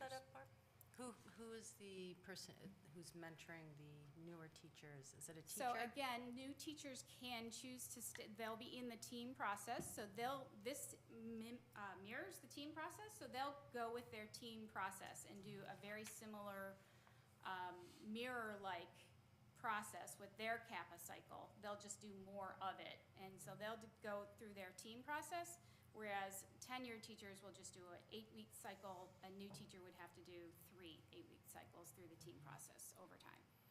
And then, I'm sorry, I'm Until they're tenured, after and then 2 who years. is overseeing them? Is that So you? we have a Is that- team process, we have a committee, we have, right now, our instructional coach, Glenna Dulakis, is our team facilitator, and we have certified teachers that are team mentors, and they have to be That's what I was certified to do asking. that, and Yep. so they take on a new teacher and work with that teacher Okay. as a mentor.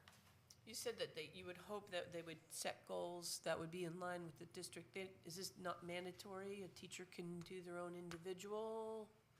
Yes, Interest they area? definitely can choose based on certain parameters. So we're looking, if you're familiar with the rubric, there's I know them by indicators, but it'll go by they can choose either the learning environment, the implementation, cognitive engagement, or feedback for learning. They have to choose from one of those. So learning environment is the domain 1 on the CTC rubric, and the implementation would be 3A. Cognitive engagement's 3B. What the kids are doing, feedback is what me as the teacher is, the feedback that I'm giving to my students to advance their learning. So 3C. The observations, are they still based on a rubric? So they would be based on those. Those 3? Yes. Okay. Yep, And and they is there a took out- rating within that? There are no ratings. No rating, so now No, it's just a narrative? feedback. The Yes. narrative. Yeah, and there still would be a support plan, so if the teacher's not providing ample quality evidence over time, they would go, eventually would need to go on a support plan, and there would be a 45-day support plan for teachers that are not meeting goals, just as there is now. And there's a whole plan. And in do here you for that. approve the goals, or is it mutual agreement? It should be mutual agreement, but it has to be, it has to be based on the parameters that are set forth and certain non-negotiables set forth by the state that we have to follow. I do like the shorter stint where you can kind of focus on some areas for, improvement and/or continuation of doing great things. And then it kind of gives you a more focused and analyzed way to kind of look at things. So I do like that. Yeah, and even after the 8 weeks, it can continue on for up to 2 to 3 years. So it's not like, by by June, they have to have their third meeting, but they can continue on the following year with the same goals. Does this speak about what kind of growth kids have to show? Like, you know, your kids are here and they need to grow here by the end of the It's third 8 not- rounds? As far as I know, we're not setting goals based on Okay. student data like we are now. So Right. we always have, like right now, we have a percentage of growth that we're looking for kids to make on a very specific assessment. Right. We can't use standardized assessment, but we use our iReady data. In the past, we've used NWEA data, and it won't be like that. It will be evidence that teachers are providing from, you know, their student work that they're doing, but it isn't going to be a numerical percentage number that we're measuring. That doesn't mean, though, that you won't be able to see evidence of student performance in the lesson plan, because when you're debriefing around some of this stuff, you're going to be able to talk about student results, which if student results are not reflective of the practices that you're seeing, then clearly we have a deeper conversation that we need to have. It's just that the teacher's performance or evaluative performance isn't based on necessarily just how the students are doing. That's correct. Seems more holistic. Well, you don't need our approval. We do need your approval. Good try, Nora. Good try.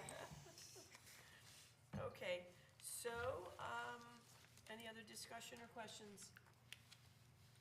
Okay. Let me just, Yeah. were teachers able to give input as to this? Absolutely. We And had did teacher they- representation there on our subcommittee. Okay. And Yeah, did they? and we they presented received it to the favorably? entire staff this winter, so that were aware. We had conversation in our faculty meetings about the plans. Yep. And the union president was on the committee Yep. that coordinated this. Okay, so they're excited about the change of. I don't know how excited. Change is Come hard no on, matter I'm what. trying to But talk it. I think they will be relieved that they're not so fixated on a number and accountability and a rating. Some teachers even voiced, I like having a rating, I like knowing where I Right. stand, and I don't like all this ambiguous idea of, you know, collecting a whole bunch of evidence to prove something. I just wanna know, give Yeah. me my number. But that's a different philosophy of accountability versus growth, research, collecting evidence, and making, you know, helping students progress, and teachers improving their practice to improve student performance. It'll be interesting to see what the outcome is. Barb, some places use Protrax and all sorts of oodles of online tracking software. What do we? All of these have built-in links to documents where we're collecting on templates, so we have it all built into the program. Everything that is blue highlighted on here for you in your document is an active link on our paperwork. So it's like a Google Doc. Yes.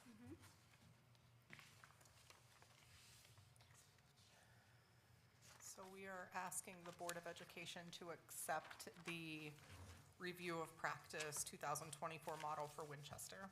Is there an expiration on it? There is no expiration Okay, until the state tells us otherwise. okay. If there's to be concerns as you roll this out, amending process, how does that work? I don't know the answer to that. Okay. I wonder because it's rigorous. So It's, you know, you're also just doing, under you're the, doing meetings and then, go ahead. under the current plan, if you amend this document, it has to go through, this will eventually go to the state after the teachers vote it, and we, as a board, vote it. Yep. So if there are changes to your documents, usually you have to submit those to the State Department of Education, and that gets approved in that process. I don't believe that has changed in this process. I don't believe so, but Would the changes be via the board? Because we're approving it before it goes to the state?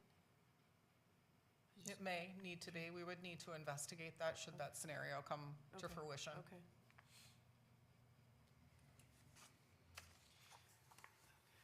And this would be the 3 administrators and then the superintendent would be responsible. Cassandra would also be involved. so- Sarah, Four. Emily, Yeah. Okay. Y'all have anybody your who 09 has an and 092, 092. yes. Okay. Alright. So do we have a motion to accept the PDEC professional educator plan? I will make a motion to Allison? accept the new PDEC ROP for '24. I'll second it. Beth? Thank you, board members. All right, all in Thank you, favor? Barb. All in favor? That's 7-0. Thanks, Barb. Okay, so we did F and G. Let's go to H, grant approval, Family Resource Center. All right. So we have several grant applications. The first one is for our Family Resource Center grant. This is one of our main grants. It's $112,000. And the purpose of the grant is to provide funding towards the services at the Family Resource Center. So adult education, family literacy, early child care education, home visits, screenings, and resources referrals. So we ask for approval to apply for that grant. Take a motion? Motion to approve. Beth? I'll second. Jeanette? Any discussion? We're Okay. already providing these services? Yes. This would just be the grant to create some revenue Renewal, back to us? yes. Well, no, this is just a continual renewal Gotcha, process of the gotcha. grant. All right, all in favor? 7-0. Very good. Item I, grant approval for school readiness. So this is a grant that's critically important to our community. This grant in the amount of $304,132 goes to support the purchasing of childcare seats within Ed Advance, Head Start, and Winstead Area Childcare. So it's critically important. It saves families funding. It allows for their children who might not otherwise have access to quality preschool programming, access at a reduced cost or free of cost, depending upon their financial situation. Right now, what you can see is this will support at Winstead Area Childcare 18 full-day preschool spaces. The child has to be there for 7 hours, 5 days a week, 50 weeks per year. And these are really for working families to be able to support affording childcare so that they continue financially. And then at Advanced Head Start and school readiness programs, there are 17 school days, school years, preschool spaces. Those programs are 6 hours a day, 5 days per week, and they follow the school year calendar. I'm asking for your support. Best grant ever. Yes. We have a motion? Make a motion. Shane? I'll second. Beth? All in favor to accept the school readiness grant? 7-0. Okay. Great. All right, item J, quality enhancement. Yes, so we have a small grant that we apply for that's tied to the Family Resource Center in the amount of $3,881. And this grant really goes to enhance our Family Resource Center. And they work on collaboration with community programs, family involvement, parent education, kindergarten transition planning, admissions policies promoting enrollment of children from different races, ethnics, and staff professional development. So one of the things that we've used this grant funding for in the past is for specialized home visits for families that need ongoing in-home support with their kiddos. Okay, Motion to accept. okay. Second that. Beth and Shane, any further discussion? All in favor? Unanimous? Thank you. Thank you. Okay, good. Thank you, everyone. Now we move on to item K, policy, IDEA. All right, so it's, first one, short and sweet.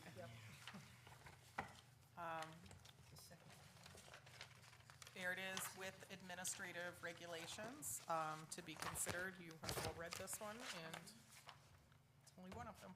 Okay. We have a motion to accept the IDEA Policy Series 3000. Motion to accept. Beth? I'll second. Jeanette? Thank you. Any further discussion? Okay, all in favor of adoption? This is a motion to adopt. Okay, 7-0. want to package the next 16? Yeah. I think you can motion if anyone wants to pull a particular one out, or you can motion to package all 16. Package all. So you would just need to discuss if there's any that Okay. anybody would like I to. don't know. We'll take a Pull out. minute, we'll take a minute. Do we have language changes? Is there one we're considering or no? We have any language changes from before?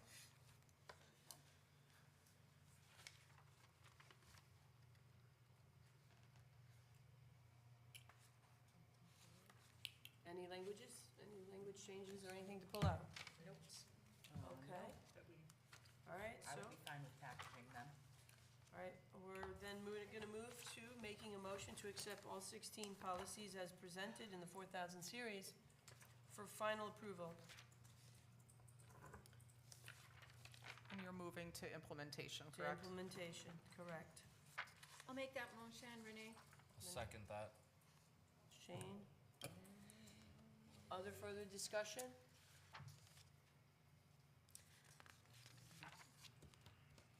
This was our final on this one. Yeah, first read. Moving to implement. Did you vote? We have not yet. It's on, motion's on the floor. To implement item policies 1 to 16. Didn't we get to? There's,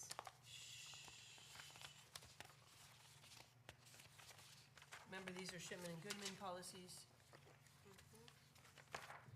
Are we ready? I'm just reading Title IX quick. right, there's one Okay. that I wanted to. Right here, Page 79. 22. That was just voted down by the state. Page 79. Then we get that to committee. You might want to just hold off on that one. 79.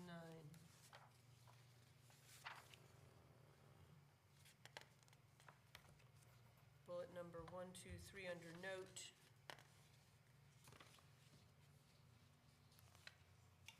Under the words pregnant persons. Is that the Title IX? That's Appendix B of Child Abuse and Neglect. Page 4. I wonder if we should table these just to go through it one more time, because if we're going to bring that policy back to committee. That can't, that has to go to the full board because it's it's already active. So it has to go back to June 11, and then a vote, and back to policy, which by then would be July, August. Yeah, July. You don't have committee meetings in August either. no. Okay, so it'll be September, so that's how far back that would go. What is this one a part of? DCF, mandated reporting. Which is not the Title IX, Should look at Title IX again, too. DCF, what number is DCF? I think this one, or maybe we'll start, yeah, this is, It's physical neglect. yes. It's under the operational definitions. Can we get a page number? if anybody- 79. Thank you. What is in question? The word, So language used. language used in the note, the presence of illegal pregnant person. So the state, that was in the legislative session, and I know that they chose not to non-gender language, and they kept it. And so Did they pass that in statute? they did. It was not voted, it was voted no. So they did not change to non-gendering language of policy for the state. That was on the legislative docket. Okay. Now So I this, feel, I know Tori, I think, spoke to Nora about that one policy, and I believe that now we this, wanna bring it back in terms of what the state, being in alignment with the state. Yeah, I'd need to look at the I haven't heard it yet, so. That one, and also too, the one that we've been talking about with the, it didn't pass either was the one about the Board of Ed, the state mandating that the Board of Ed has to answer to the state. So remember how we were talking about creating a policy for parents who want to take things off the shelves? Talking about challenging. Challenging, right, that, That's so that did not go through either, so, on the book thing, the proposal. correct. Now, this is typically from Shipman and Goodman, which cites general statutes, right? Yeah. And definitions are typically a part of the general statutes, as are the notes. So, if the state is going to change, what's the larger policy here? It's the physical report of suspected abuse or child neglect. neglect. Yes, it's the DCF report, the DCF policy. Yeah, reports of suspected abuse. Means by scope of policy. Is there a timeframe when these policies have to be put in place? When it's a mandated policy, it should be done ASAP? Pretty as quickly? soon as possible. Are these mandated? DCF is DCF, mandated, yes. Because we So are all that's the mandated thing. reporters. I'm just worried So that we're that's not, their, I don't We want to do be have out of a standing, compliance with so anything. remember, as we're going through this process, like, we're taking the whole bank and we're removing our current policy and implementing the new policy. Right. So we have a policy in place. That is correct. That is key. But it's outdated? It could, It might not be outdated, no. It just will be replaced with our attorney-supported policy, Shipman and Goodwin. that was the work that Melanie was doing, he went through all the policies. Yeah, and I'm on the 5,000 To have series them right now, aligned, yes.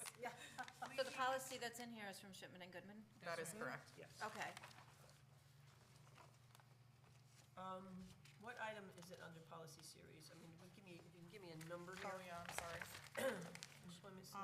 It's the appendix D, operation definitions on page 74. What here? It is, 5889. And then what line? no, number 4, child abuse, neglect, sexual assault. Sexual assault. And what line are we looking at? Let's just pull it up. You are on page 79 and go to the bottom where it says note, and the third bullet is the question. Do we want to change person to woman? Or is that what we're discussing? I'm inclined to keep it as Shipman and Goodman, Yeah, that's their Says- recommendation. I'm inclined with It's- going what the state decided. but then we wait. I think Oh. that Just change one word. when the state, Shipman and Goodwin is going to develop an updated policy once that comes down from the state, and I would feel comfortable with whatever policy that they hand down to us if that's gonna be an updated policy, and on top of this one, like, So in the summertime, Shipman does go through all of the legislative updates that have come through the session, because we know that, you know, the implementer bill is gonna come out, and that's gonna further change more things. So you may want to consider waiting till Shipman and Goodwin does send out the Yeah. policy updates over the summer.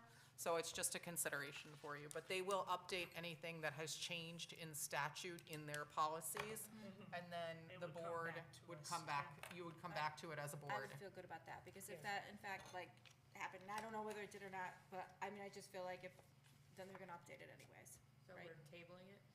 We could, I don't know if we should table it, because it's, Do we already have a policy. policy for this, though? we do, but I don't know what the difference is between the policy we have and the updated policy, and whether or not we have to have it in place by a certain time. There's- I just don't wanna be out of compliance with We a have an policy that active would come down policy from the right now, state. but the We're not. motion that you have on the floor right now is for all of the policies. You have a first and a second. right, So Items you number really 16. should either continue to discuss or decide to vote or you can make a Renee, it's your motion.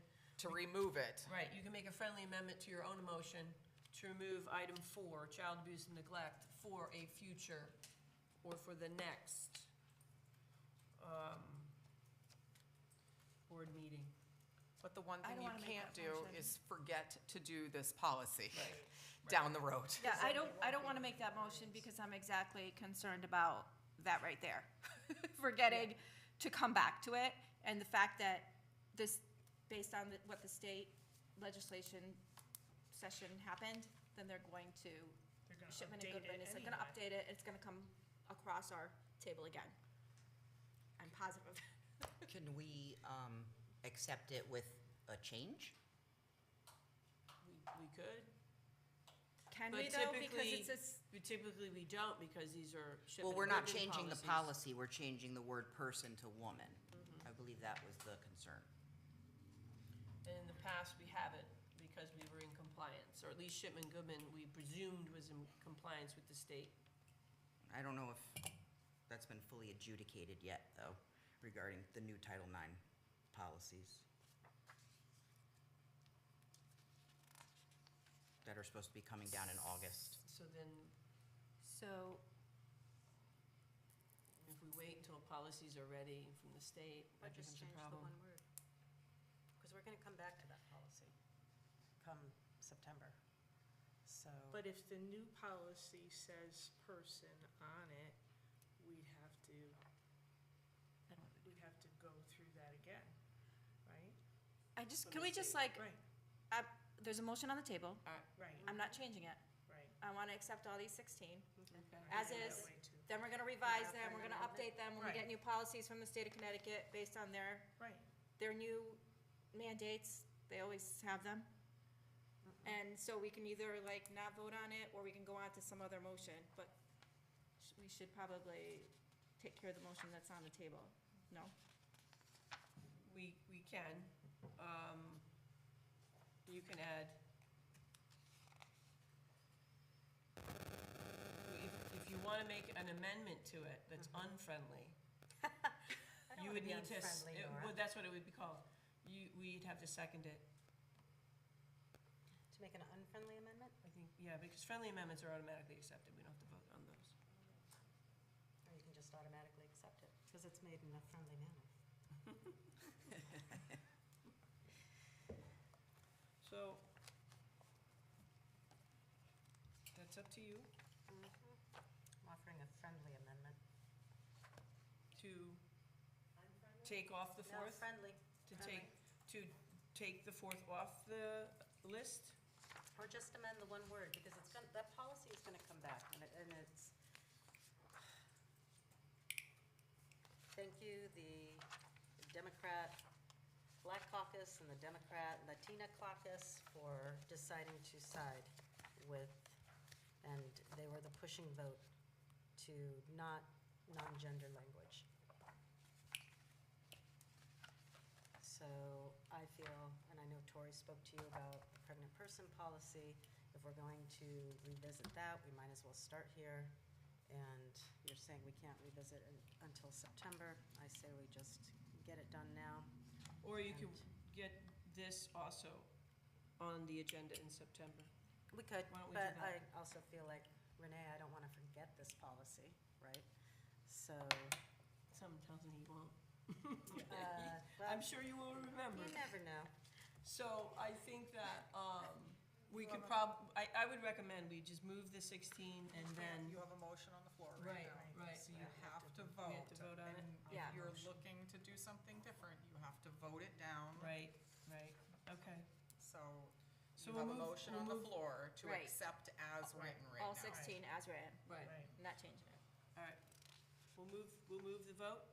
Okay, all in favor of accepting 1 to 16 as written to adoption? All in favor? That's 3. Opposed? Okay, so that's 4. 3 and 4 is 7. Okay, so that motion fails. 3, 4, 7? 3 to 4. 0, Okay. 340. 340. The motion fails.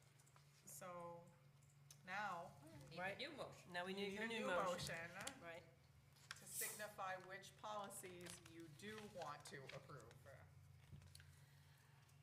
Again, I just want to ask the question, by just changing the one word on the policy, we are allowed to change a word, we cannot change a mandated Depends on policy. what word you're changing. That's it, right? So, I mean, it really honestly depends on if it's in the legal language, what Right. word you're changing. Exactly.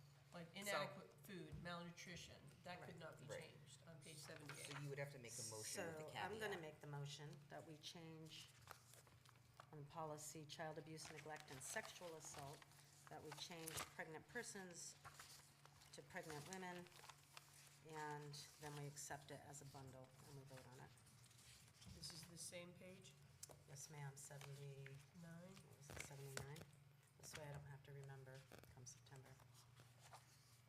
You're making a motion to change the word, accept the bundle, move on. Yes, ma'am. Did you second that, Beth? Yep, I'll second that. So that was Sandra, I agree. Beth, Okay, further discussion? I disagree with that. But I just feel like this is the way the policy was written. I'm good with it. It doesn't change the policy as far as what its intention is.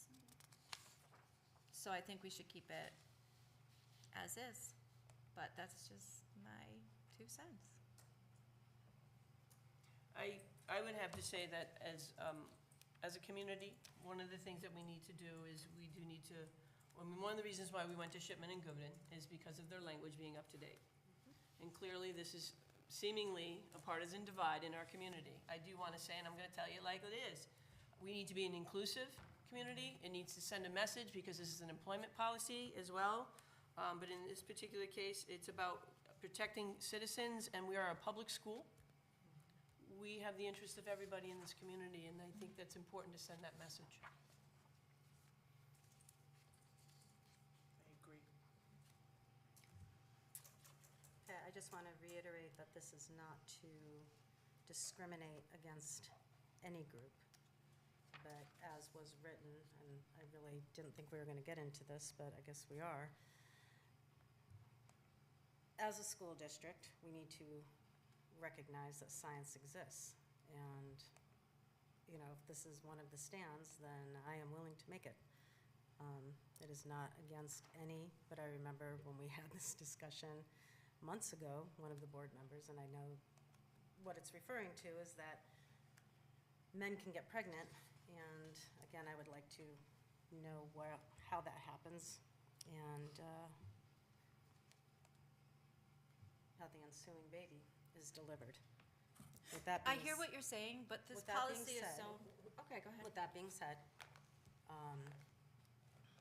you know, that op-ed that was written by the Republican American was that schools need to understand science, right? And we're not here to push any ideology, right?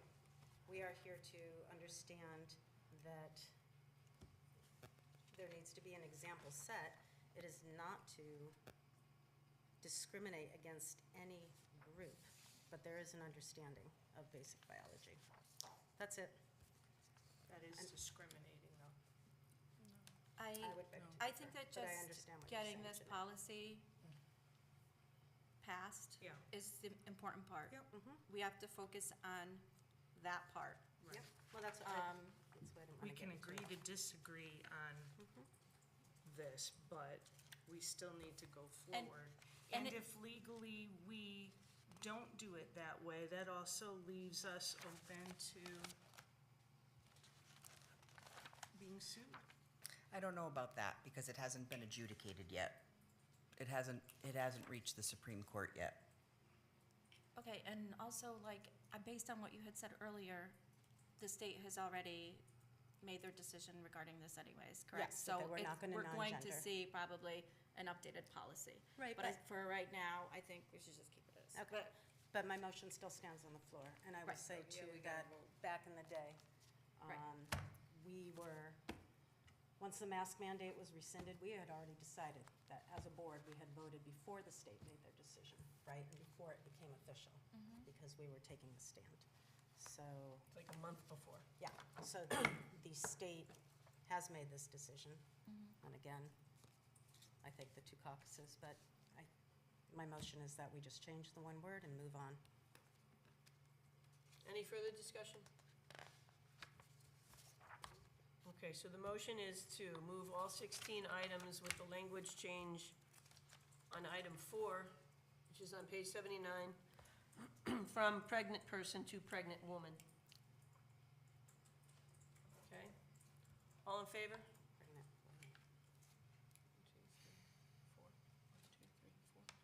Opposed? 3. 4 to 3. Motion carries. 4 to 3. To move all 16 with the language change on item 4. Okay. Excuse me. Item 13, public comment. Okay. Policy 1120, Winchester Board of Ed welcomes you to its business meeting. There are 2 opportunities to set aside to hear comments from the public. We welcome and encourage public participation as a valued part of the communicating input with the Winchester Board of Ed. We appreciate your adherence to the following. Complete the requested information on the sign-down sheet if you wish to speak, name, address, and email. State your name and address when called upon to speak. You'll be allotted 3 minutes to share your comments. Please be advised that it is not the practice of the Board of Ed to engage in dialogue regarding commentary. The superintendent of schools will be directed by the chairperson to prepare an appropriate response in a timely manner. We appreciate your time and thoughtful commentary. Is there anybody wishing to speak? Is there anybody wishing to speak? Is there anyone wishing to speak? Seeing none. Item 14, executive session. Executive session anticipated for the purpose of the discussion on the central office administrator's compensation for 2026, 2027. I need a motion to go into an executive session at, sorry? At 9:02 with an invitation to Melanie. That's it? Yep. Do I have a motion to move into executive session at 9:02 and inviting Melanie? I make a motion to accept that. Shane is one, Second. is Renee. Okay. All in favor of executive session? 1, 2, 3, 4, 5, 6, 7. Okay, so it's 7-0, all right? And so we'll go typically to the blue room. Yes. So, because this stays on. Yes. You can sit here as a placeholder like Glenn does. He just sits here and it's quiet and. To come out of executive session. And then we have to do that, and then we have to go back in. Yeah, yeah, we're doing this twice. Yes. It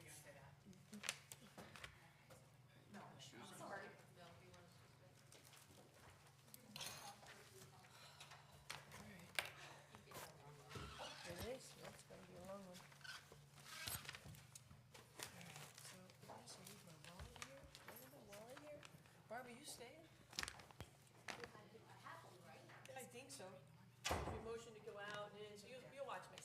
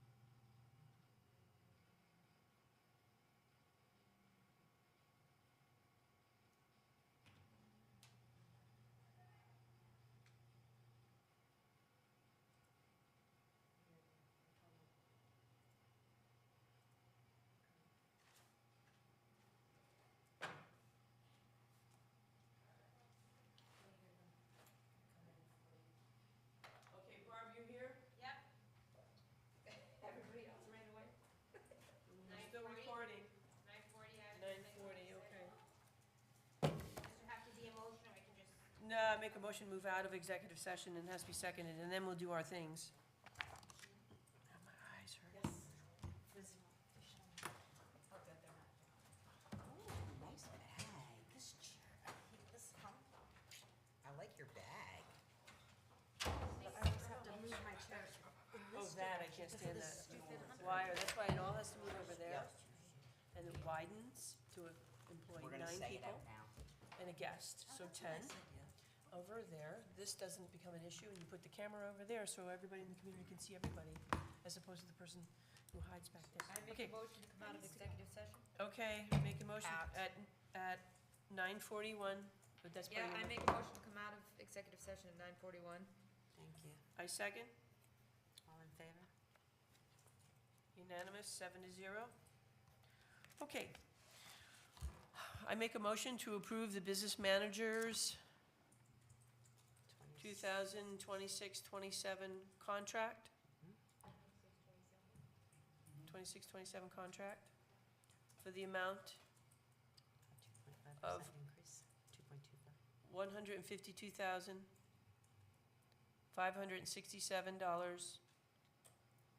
$152,567.22, which represents a 2.25% increase.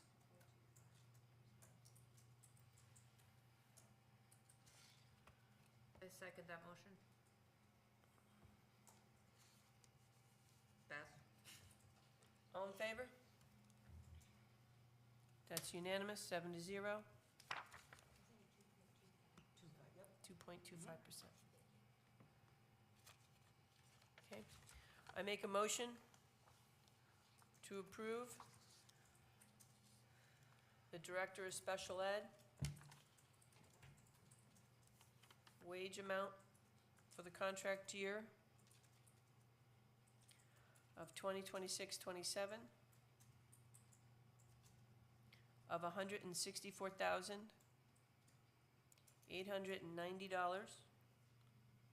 $164,890.39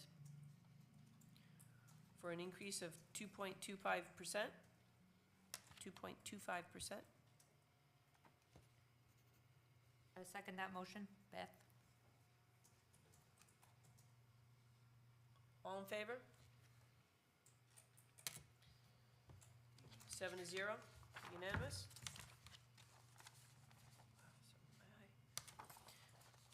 How you doing, Barb? Yep. Okay, one more.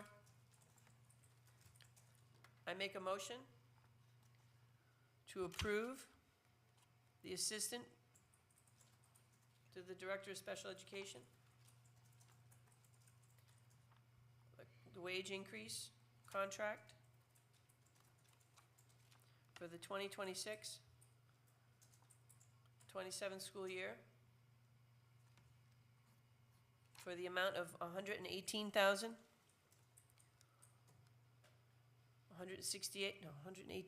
168,000. No, $118,168.28, representing a 2.25% increase. I second that motion. Beth? Assistant Director of Pupil Services. All in favor? Unanimous, 7-0. Was that Nora and Beth? Yep. Thank you.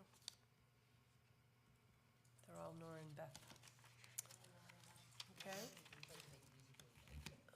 Motion to enter into executive Language session. yet. I make a motion to go into executive session at 9:44 PM, inviting Melanie Brady Shanley to discuss the superintendent's contract. I second that motion. Beth? All in favor? Beth, all in favor? 7-0. Nora and Beth, 7-0. We'll be right back.